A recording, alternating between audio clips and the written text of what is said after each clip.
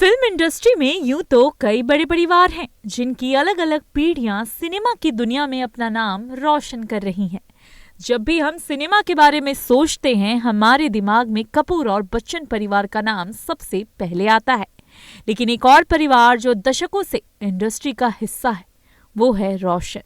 इस परिवार के सदस्यों और लेगेसी पर एक डॉक्यूमेंट्री सीरीज दी रोशंस नेटफ्लिक्स पर रिलीज हुई है। इस बढ़िया डॉक्यूमेंट्री सीरीज को बनाया है शशि रंजन ने। रोशन परिवार की इंडस्ट्री में एंट्री रोशन लाल नागरथ के साथ हुई थी। रोशन लाल नागरथ, जिन्हें सिर्फ रोशन के नाम से भी जाना जाता है, जिन्होंने बॉलीवुड में 1950 और 1960 के दशक में अपनी एक अलग पहचान बनाई।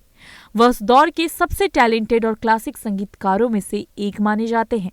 उनके स्टारडम का आधार उनकी गहराई से जुड़ी शास्त्रीय संगीत की समझ, बेहतरीन मेलोडी और फिल्मी कवालियों को नई ऊंचाइयों तक ले जाना रहा है।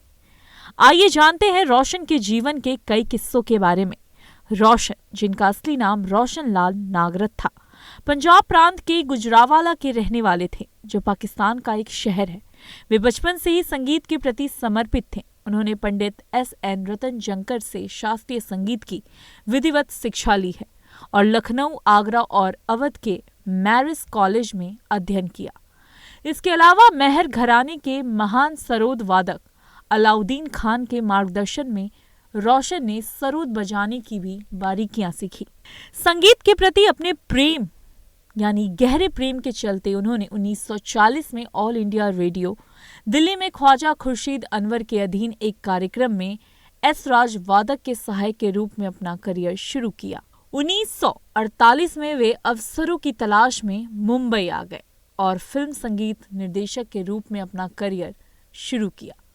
पहले वो फिल्म सिंगार, जो 1949 में खुर्शीद अनवर के सहायक बने।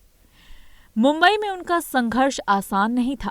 उनकी मुलाकात प्रसिद्ध निर्माता निर्देशक केदार शर्मा से हुई, जिन्होंने उन्हें अपनी फिल्म नेकी और बदी के लिए संगीत देने का अवसर दिया। फिल्म बॉक्स ऑफिस पर असफल रही, जिससे रोशन बेहद निराश हो गए और आत्महत्या तक करने की सोचने लगे। लेकिन केदार शर्मा ने धैर्यपूर्वक उनका आत्मविश्वास बढ़ाया और उन्हें अपनी अगली फिल्म बाबरे नैन 1950 का संगीत देने का अवसर दिया। यह फिल्म जबरदस्त हिट रही और रोशन को हिंदी फिल्म संगीत जगत में एक मजबूत पहचान मिली। शुरुआती 1950 के दशक में रोशन ने मोहम्मद रफ़ी, मुकेश और तलत महमूद जैसे बड़े गायकों के साथ काम किया। उनकी कुछ प्रमुख फिल्मों में मल्हार, शीशम और अनहोनी शामिल है। इस दौर में उन्होंने मीरा भजन एरी मैं तो प्रेम दीवानी मेरा दर्द न जाने कोई की रचना की, जिसे लता मंगेशकर ने गाया और यह बेहद लोकप्रिय हुआ। रोशन का संगीत शुद्ध शास्त्रीय तालीम का उदाहरण था। उन्होंने फिल्म संगीत में ख्याल, ठुमरी और लोक संगीत के रंग घोल दिए। उनके गीतों में बोलो और गायक के अनुकूल संगीत रचने की अद्भुत समझ थी। उनकी सबसे चर्चित कव्वाली ना तो कारवा की तलाश है आज भी याद की जाती है। इसी फिल्म का जिंदगी भर नहीं भूलेगी वो बरसात की रात भी बेहद लोकप्रिय हुआ था। रोशन को फिल्मी कव्वाली का सबसे बड़ा उस्ताद माना जाता है। हालांकि उन्होंने केवल आधा दर्जन कव्वालियां ही रची। उनके और यादगार गीतों में ख्यालों में किसी के, सलामे हसरत, कबूल कर लो, जो वादा किया वो निभाना पड़ेगा, हम इंतजार करेंगे शामिल है। ताजमहल के इस गाने के बारे में मशहूर संगीतकार सी रामचंद्र ने रोशन से कहा था कि आपने क्या शानदार गाना बनाया है, आपने मेरी नींद खराब कर दी है। उनका भजन मन रे तू काहे ना धीर धरे भी उल्लेखनीय है, जो तुलसीदास जी की कविता का अत्यंत सुंदर रूपांतरण था, जिसे साहिर लुधियानवी ने लिखा और मोहम्मद रफ़ी ने गाया। इसी तरह की फिल्म ममता का गीत छुपा लो यूं दिल में प्यार मेरा, मजरूह सुल्तानपुरी की लेखनी और रोशन की धुन के कारण आज भी अमर है। उस समय केदार शर्मा और रोशन का रिश्ता बहुत खास हुआ करता था। शर्मा ने न सिर्फ उन्हें पहली फिल्म दी, बल्कि उनके संघर्ष के दिनों में भी उनका साथ दिया।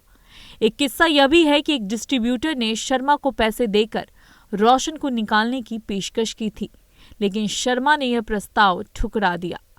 रोशन के बेटे राकेश रोशन एक घटना याद करते हैं, जब उनके पड़ोसी गीतकार शैलेंद्र ने एक पत्थर में लिपटा हुआ कागज उनकी बालकनी में फेंका, जिस पर गीत लिखा था। रोशन ने उस गीत को पढ़कर तुरंत उसकी धुन बना दी। वह गीत था बहुत दिया देने वाले ने। 1960 का दशक रोशन के संगीत का स्वर्ग युग था। उन्होंने हिंदुस्तानी शास्त्रीय संगीत और लोक धुनों को फिल्मी संगीत में शानदार ढंग से पिरोया। उनकी हिट फिल्मों में बरसात की रात, आरती ताजमहल, दिल ही तो है, चित्रलेखा, ममता और अनोखी रात शामिल है। उनके प्रसिद्ध गीतों में अब क्या मिसाल दूं, कभी तो मिलेगी, पाओ छू लेने दो, जो बात तुझ में है, जुर्मे उल्फत पे, निगाहें मिलाने को जी चाहता है, लागा चुनरी में दाग, संसार से भागे फिरते हो, ओरे ताल मिले और खुशी खुशी कर दो विदा शामिल है। निजी जिंदगी की बात करें तो रोशन लाल नागरथ के 2 बेटे हैं, राकेश रोशन और राजेश रोशन।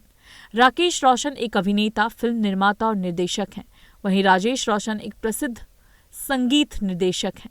राकेश रोशन जैसे अभिनेता, फिल्म निर्माता और ऋतिक जैसे सुपरस्टार के साथ रोशन परिवार 3 पीढ़ियों से हिंदी फिल्म उद्योग का हिस्सा रहा है। लेकिन परिवार के सबसे सफल सदस्य ऋतिक है, जिन्होंने अपने अच्छे लुक्स और डांसिंग स्किल्स से लाखों लोगों के दिलों को जीत लिया है। ऋतिक के दादा रोशन के जीवन का एक और पहलू उनकी दृढ़ता थी। एक बार जब उनकी पत्नी इरा ने एक बार कहा था कि उनकी कव्वाली कौन सुनेगा, तो रोशन ने जवाब दिया, वे मुझे ढूंढने आएंगे। दुर्भाग्यवश रोशन का जीवन 50 साल की उम्र में 1967 में समाप्त हो गया। फिर भी उनका संगीत आज भी जीवित है। संगीतकार विशाल ददलानी ने कहा था, उनका संगीत समय से भी बड़ा है। इस भावना को उनके गीत रहे ना रहे हम महका करेंगे में बेहद खूबसूरती से अभिव्यक्त किया गया है।